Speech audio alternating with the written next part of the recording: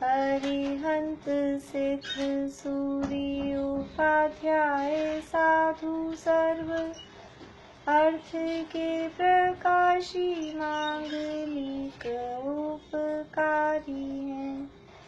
तिनको स्वरूप जान रागते भई जो भक्ति काय को नवाए स्तुति को उचारी है। धन्य धन्य ते नहीं ते काज सब आज भय कर जोरी बार बार वंदना हमारी है। मंगल कल्याण सुख ऐसो हम चाहत हैं। हो मेरी ऐसी दशा जैसी तुम धारी है। हो मेरी ऐसी दशा जैसी तुम धारी है। मंगलमय मंगल करण रीत राग विज्ञान नमो ताहि जाते भये अरहंतादि महान। करि मंगल करि हो महा ग्रंथ करण को कार। जाते मिले समाज सब पावे निज पद राज। सो निज भाव सदा सुखद अपनों करो प्रकाश। जो बहुविध भव दुखनि को करी है सत्यानाश। करी है सत्यानाश। मोक्षमार्ग प्रकाशक नामक ये ग्रंथ। दूसरे अधिकार के प्रश्नों की चर्चा हमको करनी है। 5-7 जो प्रश्न है पेज नंबर 44 से देख के आए आप लोग। पेज नंबर नहीं, सॉरी, क्वेश्चन नंबर 44 है। देख के आए हैं तब तो करें बात, या नहीं देखा? कर लीजिएगा प्लीज। कल करें। आज नहीं हो पाएगा। अभी एक्चुअली दोपहर की क्लास भी नहीं अटेंड करने लगे ना, थोड़ा टाइम मैनेज नहीं हो पा रहा। कल हो सकता है। चलिए, और किसने किए हैं? हाथ खड़ा कर सकते हैं। हाँ, मनोरमा आंटी ने किए हैं, स्मिता आंटी ने किए हैं, मुना हावी ने भी किए हैं, पारुल ने भी किए हैं, आभा आंटी, ये वर्षा हवी ने भी किए हैं। काफी लोगों ने कर लिए, तो कर ले मेरा अभी, आप देख लेना फिर, ठीक है? वो तो उसी में कुछ ज्यादा कठिन नहीं है। मैं आपको एक किए थे मैंने, बट अभी वापस रिवाइज नहीं किया। कोई बात नहीं। मेरा जो मैं देती हूँ ज्यादातर कोशिश ये करती हूँ कि एक पेज से रिलेटेड, एक पेज जितने क्वेश्चन दूं आपको, बस एक पेज ही होता है, तो उसमें आंसर मिल जाते हैं। इतना कठिन नहीं होता है वैसे। चलिए, पहला प्रश्न है, पेज नंबर आपको मिलेंगे 27, पेज नंबर 27 पे ये आंसर्स मिलेंगे। योग किसे कहते हैं? मतलब 26 की लास्ट लाइन और 27 की स्टार्टिंग, ऐसा है। योग और उससे होने वाला प्रकृति प्रदेश बंद, ये टॉपिक है। पेज नंबर 26 की लास्ट लाइन्स हैं। तो पहला प्रश्न है, योग किसे कहते हैं? हाँ, बोलिए सुनीता आंटी। आत्मा के प्रदेशों में परिस्पंदन होता है, उससे आत्मा के गंध वर्गनाओं से एक बंधन होने की शक्ति होती है, उसे योग कहते हैं। बढ़िया। और उसमें ये भी जोड़ सकते हैं हम कि मन वचन काय के निमित्त से आत्मा के प्रदेशों में परिस्पंदन होता है, चंचलपना होता है, उससे आत्मा को पुद्गल वर्गना से एक बंधन होने की शक्ति होती है, उसका नाम योग है। जो अपन ने दूसरी जगह पे योग की परिभाषा पढ़ी है वही परिभाषा है, बस वो थोड़े शब्दों का फर्क है कि आत्मा के प्रदेशों में जो परिस्पंदन, उसका नाम योग है। और वो क्या है? उससे कर्मों को ग्रहण करने की शक्ति, आत्मा के प्रदेशों में जो कर्मों को ग्रहण करने की शक्ति है चंचलता के द्वारा, उसका नाम वास्तव में योग है।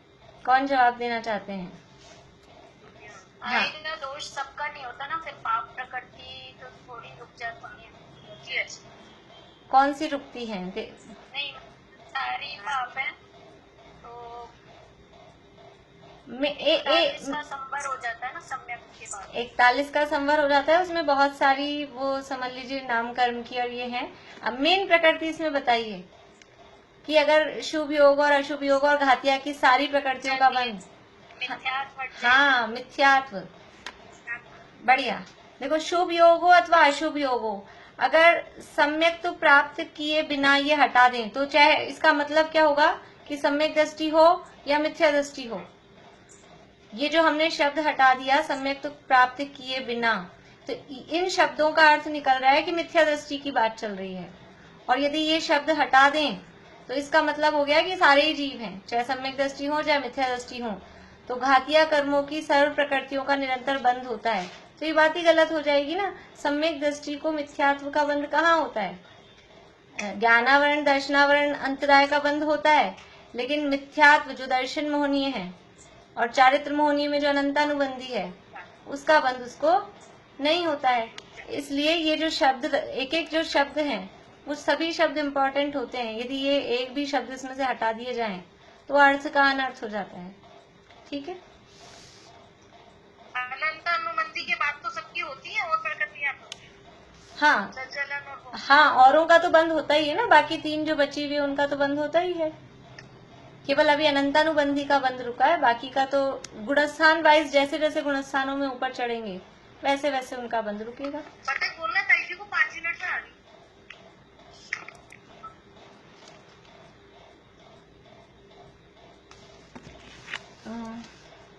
शुभ अशुभ मिश्र योग से अघातिया कर्मों के बंधन में क्या विशेषता आती है?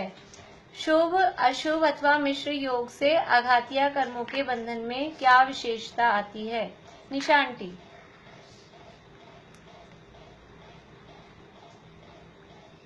घातिया कर्मों की प्रकृतियों में शुभ योग होने पर सातावेदनीय आदि पुण्य प्रकृतियों का बंध होता है।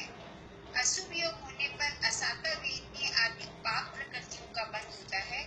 मिश्र योग होने पर कितनी ही पुण्य प्रकृतियों का तथा कितनी ही पाप प्रकृतियों का बंध होता है।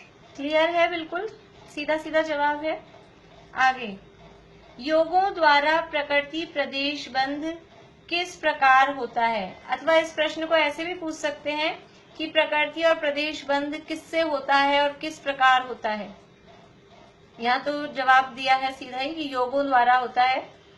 तो योगों द्वारा जो प्रकृति और प्रदेश बंध हो रहा है वो किस प्रकार होता है? वर्षा भाभी बोलिए। योग के द्वारा जो कर्मों का आगमन होता है उससे आश्रम के द्वारा जो कर्म परमाणु होते हैं, जितने संख्या में जो कर्म परमाणु वो तो प्रदेश होता है, और जो उनका विभाजन होता है बढ़िया, ठीक है ठीक है, आपकी आवाज डिस्टर्ब हो रही है लेकिन अच्छा है, सही है जवाब। योग के निमित्त से जो कर्म आए, उन कर्मों के जो कर्म जो आए हैं उनके द्वारा जो ग्रहण किए हुए परमाणु हैं उनका नाम प्रदेश और उनका बंध हुआ, इसलिए ये हो गया प्रदेश बंध। कर्म परमाणु आए योगों के द्वारा, उन परमाणुओं का नाम ही प्रदेश और उनका बंध हुआ वो बंध, प्रदेश बंध। और फिर उसमें मूल और उत्तर प्रकृतियों रूप विभाजन हुआ तो वो विभाजन कहलाएगा प्रकृति बंध। तो इस प्रकार योगों द्वारा प्रकृति और प्रदेश बंध होता है। कषाय शब्द में क्या क्या गर्भित है, उससे क्या होता है? कौन रह रहे हैं? हाँ, रजनी जी आप बताएंगे। कषाय शब्द में क्या क्या गर्भित है, उससे क्या होता है?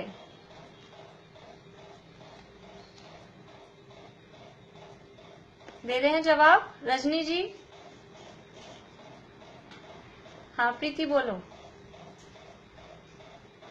मिथ्यात्वादी रागद्वेष भाव कषाय में गर्भित है और उससे कर्म प्रकृतियों की स्थिति और कर्म प्रकृतियों में अनुभाग शक्ति का विशेष होता है। बढ़िया। सामोह के उदय से जो मिथ्यात्व क्रोधाधिक भाव हैं सामान्य रूप से उन सभी का नाम कषाय है। उससे कर्म प्रकृतियों की स्थिति और अनुभाग बंधते हैं। अगला, स्थिति बंद होने पर क्या होता है? स्थिति बंद होने पर क्या होता है? हाँ पूर्णिमा आंटी बोलिए। स्थिति बंद है उसमें आवादा काल को छोड़कर उसके पश्चात जब तक बंदी स्थिति पूर्ण न हो प्रति समय और प्रकृतियों का उदय आता ही रहता है। बढ़िया, कि जितनी स्थिति बंदी है उसमें अबाधा काल को छोड़कर और जब तक वो जितनी स्थिति बंदी है वो पूर्ण हो तब तक प्रति समय उसका उदय आता रहता है। स्थिति बंद के बाद क्या होता है कि उसके बाद में बस वो अबाधा काल पूरा हुआ और उदय में आना चालू, वो उदय उसका आता रहता है। लास्ट है, स्थिति बंद के नियम बताइए। स्थिति बंद के नियम कौन बताएंगे? मोनिका भाभी बोलेंगे आप? मैं बताऊं दीदी? हाँ बोलिए।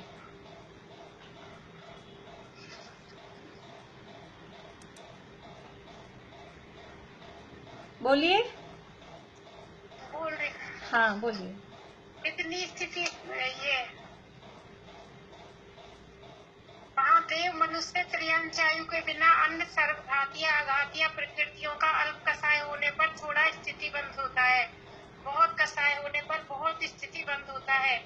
इन तीन आयु का अल्प कसाय से बहुत और बहुत कसाय से अल्प स्थिति बंद जानना। बढ़िया, ये तो हमको सबको याद है ना स्थिति बंद के नियम, कि जो 3 आयु है वो पुण्य प्रकृतियां हैं और इन 3 आयु में अल्प कषाय होने पर अधिक स्थिति बंद है, अधिक कषाय होने पर कम स्थिति बंद है, विषम प्रमाण है। और इसके अलावा 3 आयु को छोड़कर जितनी 117 प्रकृतियां हैं उन सब में अल्प कषाय होने पर अल्प स्थिति बंद, अधिक कषाय होने पर अधिक स्थिति बंद, ऐसा सम प्रमाण है। चलिए अब अपनी चर्चा जो चल रही है तीसरे अधिकार के संबंध में,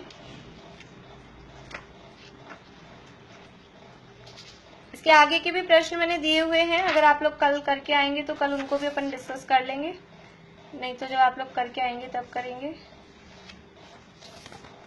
हाँ पेज नंबर अपना चल रहा है 60। एक प्रश्न दे रही है योगी अभी तक। कितने हो गए अभी? ये कितने हुए थे? उसके आगे और 8-10 से भी है। मेरे पास 43 नंबर तक है। आप लेफ्ट हो गए, आप ग्रुप में से लेफ्ट हो गए शायद। साकेत है ग्रुप में, आप पूछना। 59 59 तक दे दिए हैं। अच्छा ठीक है, आप साकेत से पूछना उसके पास हो तो, नहीं तो फिर वापस भेज दूंगी। ठीक है।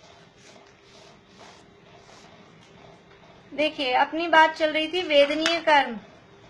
वेदनीय कर्म के उदय से होने वाला दुख और उससे निवृत्ति, पेज नंबर 58-59 पे अपनी चर्चा चल रही है कि वेदनीय कर्म के उदय से क्या होता है। वेदनीय कर्म के उदय से सुख दुख के कारणों का संयोग होता है। वेदनीय कर्म के उदय से ऐसे वस्तुएं, ऐसे पदार्थ मिलते हैं जिससे हमें या तो सुख हो या दुख हो।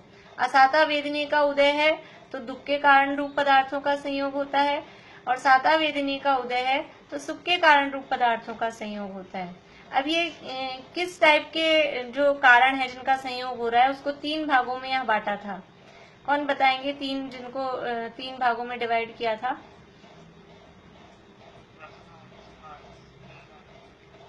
हाँ आभा आंटी बोलेंगे आप? कल नहीं आए? अच्छा चलिए। हाँ पारुल बोलिए। हाँ हाँ मुन्ना भाभी बोलिए। कई तो शरीर में ही अवस्थाएं होती है और शरीर की अवस्था को निमित्तभूत भारी संयोग होता है और कई भारी वस्तुओं के संयोग होते हैं।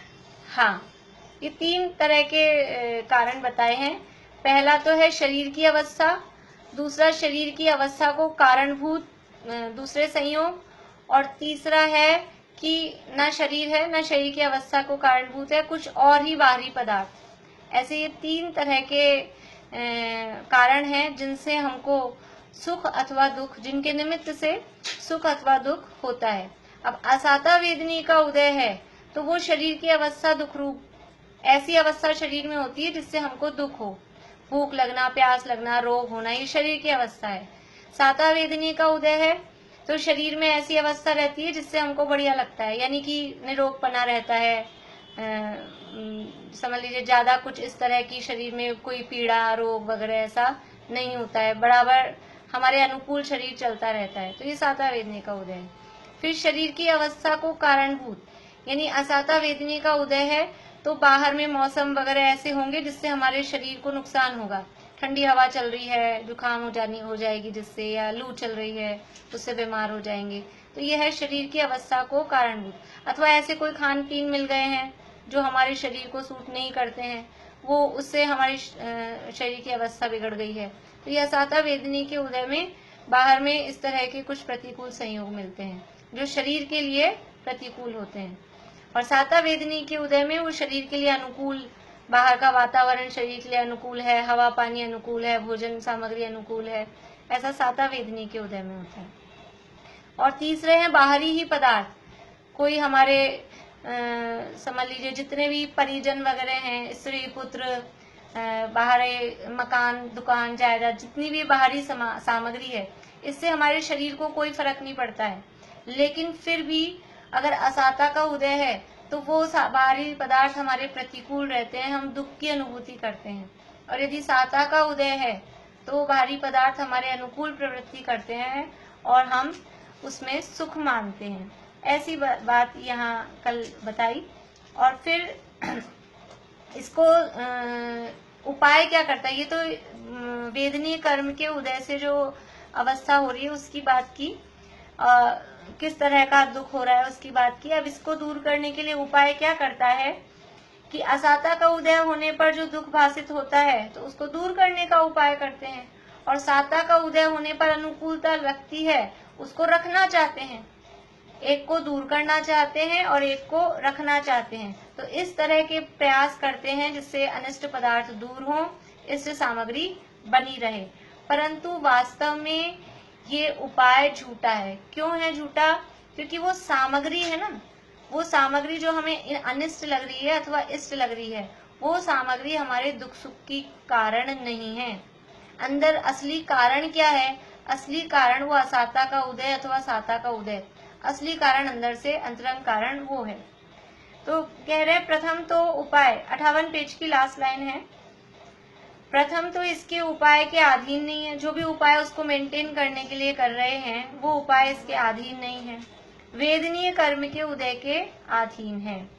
असाता को मिटाने और साता को प्राप्त करने के अर्थ तो सभी का यत्न रहता है, परंतु किसी को थोड़ा यत्न करने पर भी अथवा न करने पर भी सिद्धि हो जाए, किसी को बहुत यत्न करने पर भी सिद्धि नहीं हो, इसलिए जाना जाता है कि इसका उपाय इसके अधीन नहीं है। कभी हम बहुत कोशिश करते हैं, जी तोड़ करके प्रयास करते हैं कि असाता का उदय दूर हो जाए, लेकिन नहीं होता है। और कभी असाता के उदय को दूर करने की कोई हम प्रयास नहीं करते हैं और अपने आप ही वो दूर हो जाता है। कभी साता का जो उदय चल रहा है उसको टिकाए रखने के लिए जी जान से कोशिश करते हैं, लेकिन वो नहीं टिकता है। और कभी हम कोई कोशिश नहीं करते हैं तो भी वो साता का उदय बना रहता है, जो अनुकूलताएं हैं वो बनी रहती है। इसका मतलब क्या है कि हमारे किए गए उपायों के अधीन ये बाहरी पदार्थों का परिणमन नहीं है।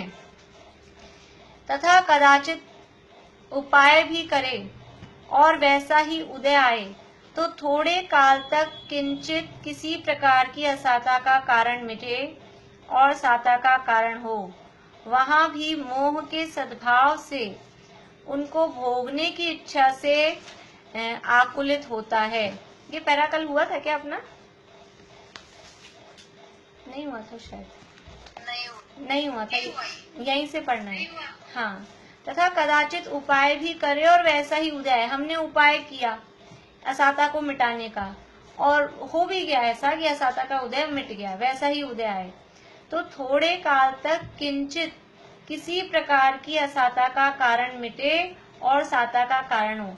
बुखार हो गया, असाता का उदय है तो क्या किया? उपाय किया, एक गोली खा ली, एक क्रोसिन खा ली, पैरासीटामोल खा ली, तो वो उपाय किया। तो उपाय करने पर क्या होता है कि वो बुखार उतर गया, तो साता का उदय लगता है। पर क्या है, थोड़े काल तक किंचित किसी प्रकार की असाता का कारण मिले।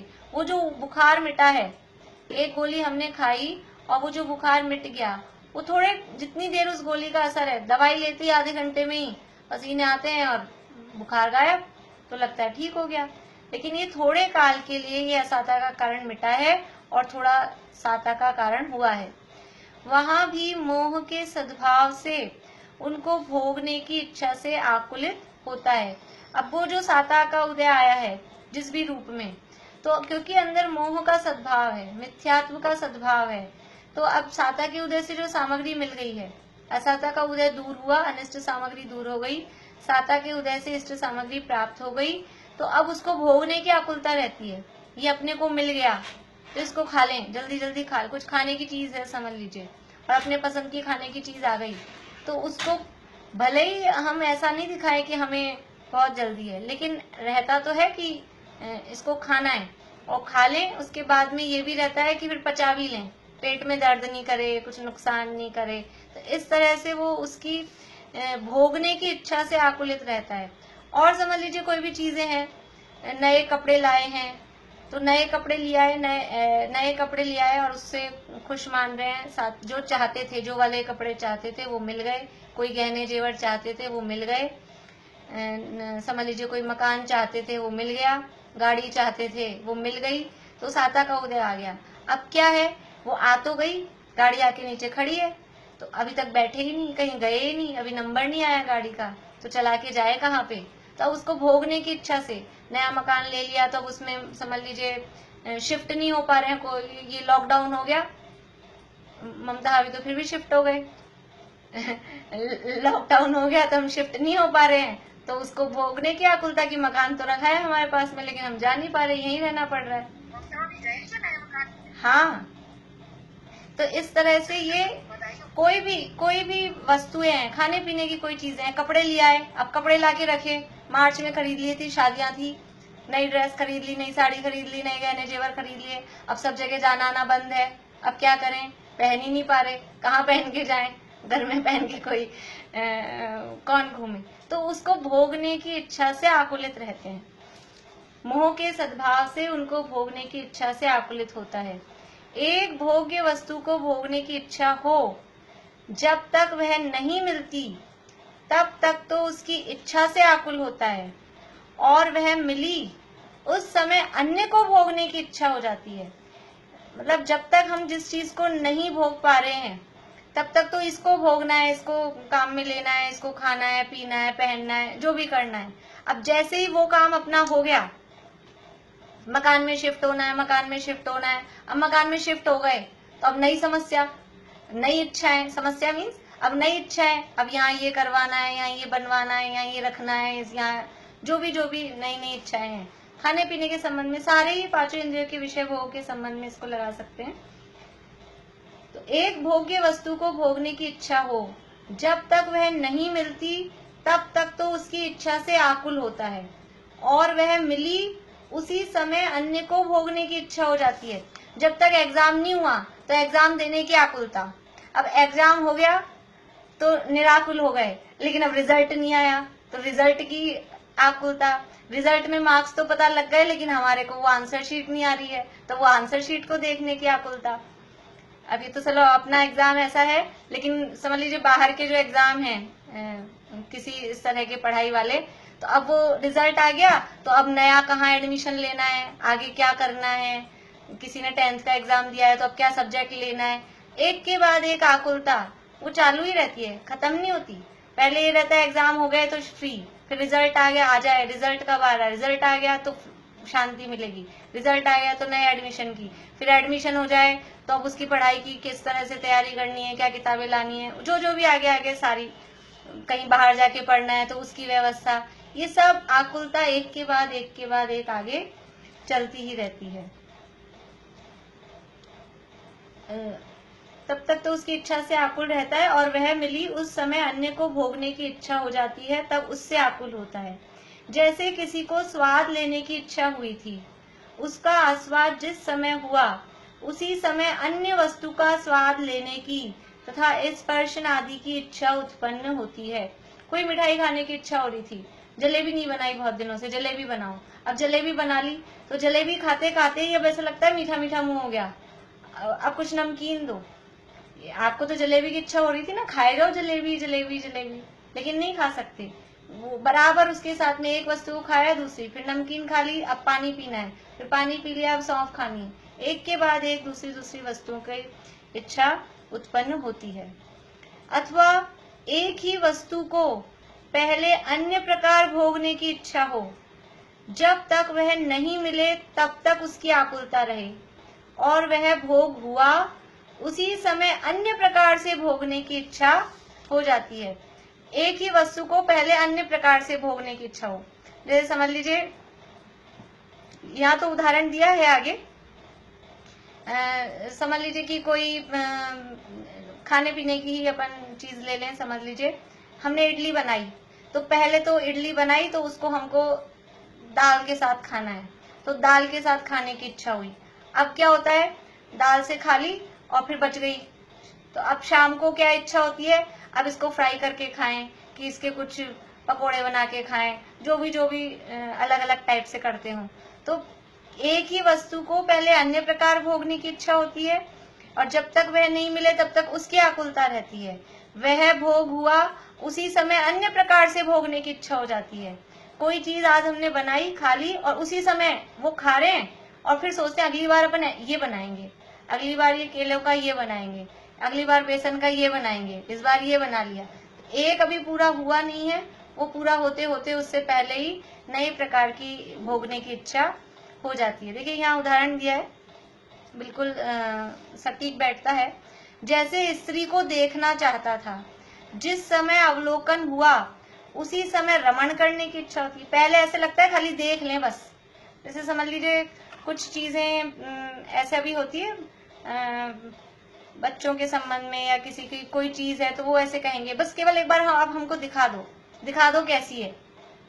हम आपसे और नहीं मांगेंगे, कहेंगे नहीं, लेकिन आप दिखा दो। अब दिखा दी तो देखते ही क्या इच्छा होती है, कोई खिलौना है या खाने की चीज है, जो भी है, तो अब वो जो भी चीज है फिर उसको खेलने की या खाने की वो इच्छा हो जाती है।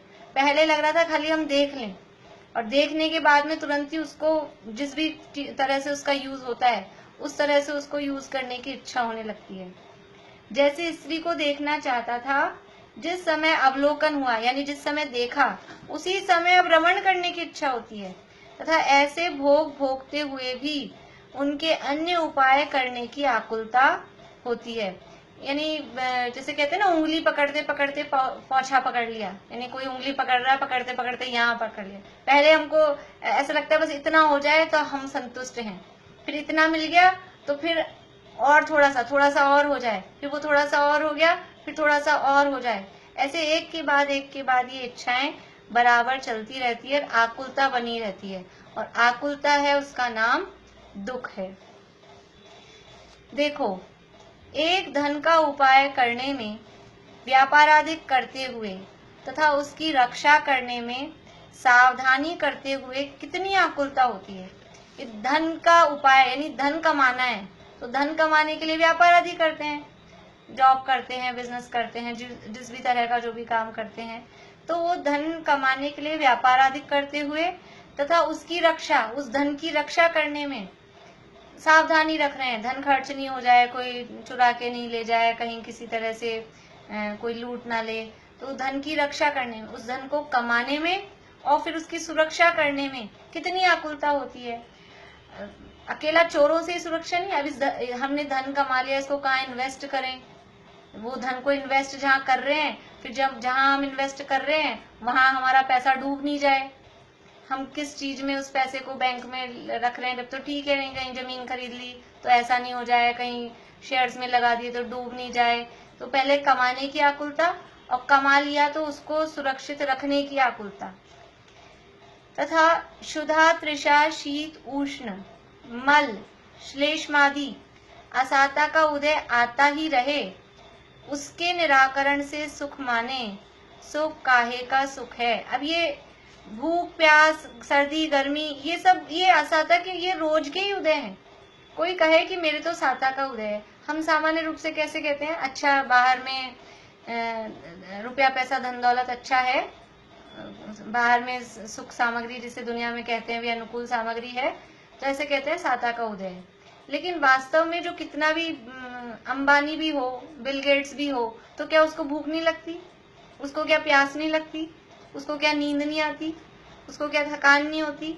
तो ये जो भूख प्यास और सर्दी गर्मी, ये जो बाहर का वातावरण है, भले ही वो उसके उपाय उससे करे, लेकिन अगर कभी भी सड़क पे एक कदम रखना हो मई जून की गर्मी में, गाड़ी एसी है, घर एसी है, ऑफिस एसी है, लेकिन एक कदम दो कदम चल के गाड़ी से उतर के अंदर तक जाना है, तो बाहर जो गर्मी है, धूप पड़ रही इतनी तेज, उसका क्या करेगा?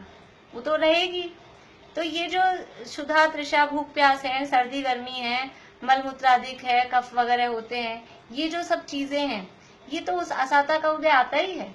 कितना भी धन कमा ले, कुछ भी कर ले, बाहर में कितनी ही अनुकूलता हो, लेकिन ये तो सबके ही होंगे असाता के उदय। उसके निराकरण से सुख माने। अभी असाता का उदय आया, हम गर्मी लगना, या असाता का उदय है, तो उसका निराकरण कर लिया। घर में पूरा टोटली एसी, गाड़ी बिल्कुल एसी, जहां जाएंगे वहां एसी, ऑफिस एसी, ट्रेन में जाना है तो वो एसी, प्लेन में जाना है तो है ही एसी, तो वो उसका निराकरण कर लिया। तो निराकरण करके सुख माने, सो काहे का सुख है? उदय तो पहले असाता का आया, भूख लगी, ये असाता का उदय।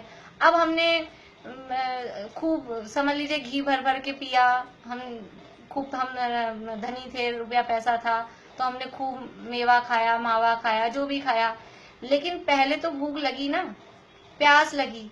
तो पहले ये जो प्यास लगी असाता का उदय, और उसके बाद में हमने क्या पिया, कुछ भी पिया, उससे हमने प्यास बुझाई, तो वो बाद में सुख मान रहा है। असाता का उदय पहले आ गया और फिर उसका निराकरण करके सुख मान रहा है, तो वो काहे का सुख है? वास्तव में सुख तो क्या है कि वो दुख आए ही नहीं, असाता का उदय आए ही नहीं, वो है सच्चा सुख। अब असाता का उदय आया, उसको दूर कर लिया और हम बोल रहे हैं हम सुखी हो गए। तो कह रहे हैं सो काहे का सुख है? यह तो रोग का प्रतिकार है। कभी कभी हम इसमें अपनी महानता दिखाते हैं, बहुत बीमार हो गए, पता है हम इतने बीमार हो गए थे, एक इंजेक्शन 1 लाख रुपए का लगता था, एक इंजेक्शन 1 लाख रुपए का लग रहा है, उसमें हम अपनी महानता मान रहे हैं। लेकिन वो जो 1 लाख का इंजेक्शन लग रहा है वो है क्या? वो तो रोग का प्रतिकार है। अमिताभ बच्चन के कोरोना हो गया, पता है ना सबको, अमिताभ बच्चन के कोरोना हो गया, तो पता है उसको कहाँ रखा है, कौन से हॉस्पिटल में? जो सबसे बढ़िया टॉप वाला मुंबई का, और उसमें भी वो सबसे टॉप वाला जो उसका रूम है वहां। लेकिन वो रखा क्यों है वहां अस्पताल में, उसको हॉस्पिटल में रखा है? ये क्या है? ये रोग का प्रतिकार है। पहले वो रोग का उदय, कोरोना हुआ, ये असाता का उदय तो पहले आ गया ना। अब फिर हमारे ऐसे ऐसे इलाज हो रहे हैं, सारे डॉक्टर सेवा में खड़े हैं और बढ़िया से बढ़िया महंगी से महंगी दवाइयां मंगाई जा रही है, अमेरिका से आ रही है और लंदन से आ रही है, कहीं से भी दवाइयां आ रही है। लेकिन पहले तो तुझे कोरोना तो हो गया, ये कोरोना हो गया असाता के उदय से हुआ क्या?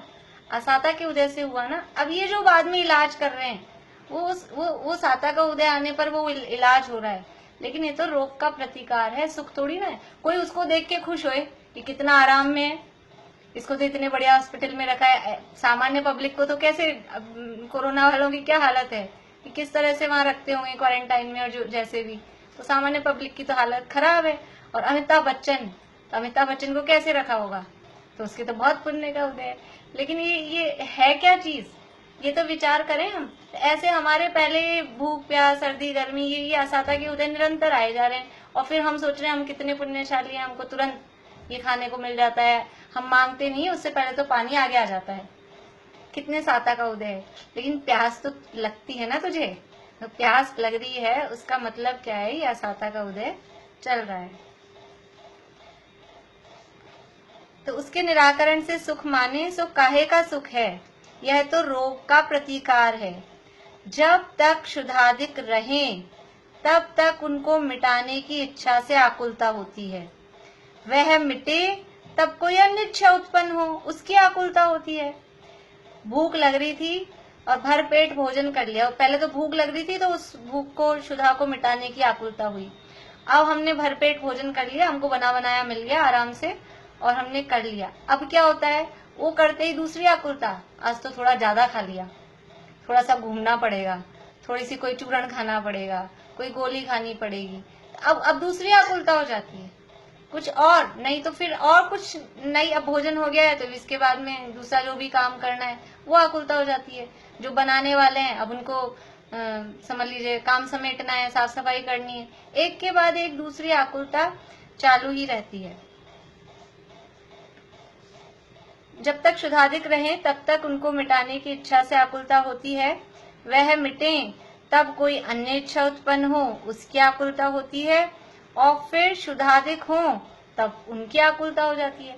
अभी भूख लगी थी, भोजन किया, फिर नए दूसरे काम चालू हो गए, वो पूरे हुए, वापस से फिर भूख लगती है। सुबह का पहले तो नाश्ते का काम निपटा नहीं है, नाश्ता निपटा, थोड़ी भी देर नहीं मिलती है, लंच का टाइम है, दोपहर का खाना है और वो निपटा नहीं है, थोड़ी देर होती नहीं है, फिर शाम का भोजन। ये एक के बाद एक क्यों कर रहे हैं, ये क्यों बना रहे हैं भोजन? क्योंकि शुद्धाधिक पीड़ा करते हैं, भूख प्यास अधिक लगती है, तो उसके लिए निरंतर ये आकुलता बराबर बनी रहती है। इस प्रकार इसके उपाय करते हुए कदाचित असाता मिटकर साता हो, वहां भी आकुलता बनी ही रहती है, इसलिए दुख ही रहता है। ये जो उपाय कर रहे हैं, तो भूख लगी, असाता का उदय, फिर हमने भोजन कर लिया तो थोड़ी साता लगती है, तो कदाचित असाता मिटकर साता हो, वहां भी आकुलता बनी ही रहती है। आकुलता खत्म हो गई है कि क्योंकि आकुलता एक चीज की नहीं थी ना, अकेली एक शुद्धा की आकुलता होती तो वही मिट गई, और वो भी परमानेंट तो मिटी नहीं। अब अकेले शुद्धा की तो आकुलता है नहीं, दुनिया भर की कितनी आकुलताएं हमारे जान को हैं। एक टेंशन है क्या, कितनी टेंशन है, तो कितनी आकुलता है। और फिर ये जो शुद्धा की भी आकुलता अभी थोड़ी देर के लिए पूरी हुई है, ये भी परमानेंट कहाँ पूरी हुई है। 2 घंटे बाद से फिर भूख लग जाएगी, फिर 2-3 घंटे होंगे फिर भूख लग जाएगी, आधा घंटा होगा फिर प्यास लग जाएगी। इसलिए ये कदाचित ये साता होती है, परंतु वहां भी आकुलता बनी रहती है, इसलिए दुख ही रहता है। तथा ऐसे भी रहना तो होता नहीं है, उपाय करते करते ही अपने को असाता का उदय ऐसा आए कि उसका कुछ उपाय बन नहीं सके और उसकी पीड़ा बहुत हो, सही न जाए, तब उसकी आकुलता से विभल हो जाए, वहां महादुखी होता है। अब ये जो कदाचित असाता मिटके साता आई, तो थोड़ी सी जो शांति लग रही है, लेकिन ये ऐसा भी सदा तो रहना होता नहीं है। ये जो उपाय कर रहे हैं, असाता को दूर करने के उपाय कर रहे हैं, उपाय करते करते ही मतलब असाता को दूर करने के जो उपाय कर रहे हैं, असाता को दूर करने के उपाय करते करते ही अपने को असाता का उदय ऐसा आए कि कुछ उपाय नहीं बन सके। समझ लीजिए किसी को बीपी की प्रॉब्लम है या डायबिटीज की प्रॉब्लम है, तो वो डेली एक गोली खा रहा है, असाता का उदय है, बीमारी हुई, अब वो उसका उपाय कर रहा है, डेली दवाई खा रहे हैं, पर फिर भी क्या होता है, वो दवाई खाते खाते भी एकदम से बूस्ट हो गया है, बीपी बहुत हाई हो गया है, समझ लीजिए अटैक आ गया है। ऐसी जो स्थिति कैसे हो गई, आप तो रोज दवाई खा रहे थे ना, डेली की एक गोली ले रहे थे ना, फिर क्या हुआ, फिर ये ऐसा क्यों हो गया कि वो असाता का उदय आ जाए, उपाय करते करते ही वो इतना तीव्र असाता का उदय आया कि कुछ उपाय नहीं बन सके और उसकी पीड़ा बहुत हो, सही न जाए, तब उसकी आकुलता से विभल हो जाए। अब इस तरह से अटैक आ गया है, बहुत तेज बीपी हाई हो गया है, तो अब वो जो तकलीफ हो रही है उससे आकुलता, तुरंत भागो, हॉस्पिटल भागो और फिर इलाज कराओ और ये वो, तो उसकी आकुलता से बहुत विभल होता है, वहां महादुखी होता है। अब निष्कर्ष बता रहे हैं। इस संसार में साता का उदय तो किसी पुण्य के उदय से, किसी के कदाचित ही पाया जाता है। ये जो साता का उदय है वो किसी पुण्य के उदय से, किसी के, इतने जीव हैं उनमें से ऐसे लगातार कोई साता का उदय बाहर से देखने पर, वो किसी के, और वो भी कदाचित, कभी कभी ही पाया जाता है। बहुत जीवों के बहुत काल असाता ही का उदय रहता है। अंदर जाके देखे ना, सबके चिट्ठी लिखते थे पुराने जमाने में, तो सबसे पहले लिखा और यहाँ सब हम कुशल मंगल है, आशा करते हैं आप भी ठीक होंगे, पहली लाइन तो लिख दी, सब ठीक है। फिर धीरे धीरे नीचे लिख के इसकी तबीयत थोड़ी खराब हो गई थी, इसके थोड़ा ऐसे होने लग गया है, वो थोड़ा सा यूं हो गया था। तो अंदर जाके देखे ना, बाहर से दिखने पे सब बढ़िया दिख रहे हैं कि सब ठीक है, अभी आपसे पूछे और ठीक है, हाँ ठीक है, फिर लेकिन अंदर सब जानते हैं आजकल थोड़ा घुटनों में दर्द रहने लग गया, आजकल थोड़ा कमर में दर्द रहने लग गया, उठने बैठने में तकलीफ होने लग गई। ये क्या है? ये असाता का उदय है। और पीछे कह दिया ना, ये जो भूख प्यास लग रही है, कौन ऐसा है जो हाथ खड़ा कर दे हम हमारे भूख प्यास का अभाव हो गया? तो ये जो भूख प्यास लग रही है, ये साफ साफ ये असाता के उदय है। इसलिए इस संसार में साता का उदय तो किसी पुण्य के उदय से किसी के कदाचित ही पाया जाता है। बहुत जीवों के बहुत काल असाता ही का उदय रहता है, इसलिए उपाय करता है वे झूठे हैं। इसलिए जो उपाय कर रहे हैं कि हम बीमार हो गए हैं तो खूब दवाई आराम से ले रहे हैं, या भोजन आदि के जो उपाय कर रहे हैं, वास्तव में ये उपाय झूठे हैं। इस तरह से उपायों को यहाँ झूठा बताया है। और आगे अभी बात करेंगे, कल चर्चा करेंगे। कुछ पूछना है किसी को? चलिए, एक सूचना आप लोगों को मैंने ग्रुप में मैसेज डाला था कि जिन लोगों को भी ग्रंथ चाहिए, मोक्षा प्रकाशक या तत्वार्थमणि प्रदीप या वृद्रव्य संग्रह या और भी कोई पुरुषार्थ सिद्धि उपाय आदि जो भी कोई ग्रंथ अगर किसी को चाहिए, किसी के पास नहीं हो, तो यहाँ से भेजने की व्यवस्था किसी ने की है। मेरे हिसाब से तो यहाँ अभी अपनी क्लास में जितने लोग हैं सबके पास में ही है, कोई ऐसा लग नहीं रहा। पारुल आपके पास में है ना? तो सबके पास में ही है। और ज्योति जी का मुझे मालूम नहीं है वहां तक पहुंच पाएगा या नहीं। मैं तो पीडीएफ को ही हर चैप्टर वाइज प्रिंट आउट ले लेती हूँ। अभी जो हमारा चलता है ना उसका ही बस ले लेती हूँ। ठीक है, पूरा ग्रंथ तो नहीं करा रही, क्योंकि बाहर भेजने की तो मुझे लगता नहीं कुछ अभी सुविधाएं कैसी होगी, जो भी है तो पीडीएफ से चल जाता है। मतलब ये प्रिंट आउट ऐसे ले लिया मैंने। हाँ ठीक है, क्योंकि पीडीएफ से अपन पढ़ नहीं सकते ना, मार्क वगैरह नहीं कर सकते, तो पेपर वाली वही चाहिए। ठीक है, बाकी अभी तो क्लास में जितने लोग हैं मेरे ख्याल से सबके पास में है। ठीक है, जिनवाणी से पारस सुपारस है वही पारस करे जो लोह को, वह आत्मा ही है सुपारस जो स्वयं निर्मोह हो। रति राग वर्जित आत्मा ही लोक में आराध्य है। निज आत्मा का ध्यान ही बस साधना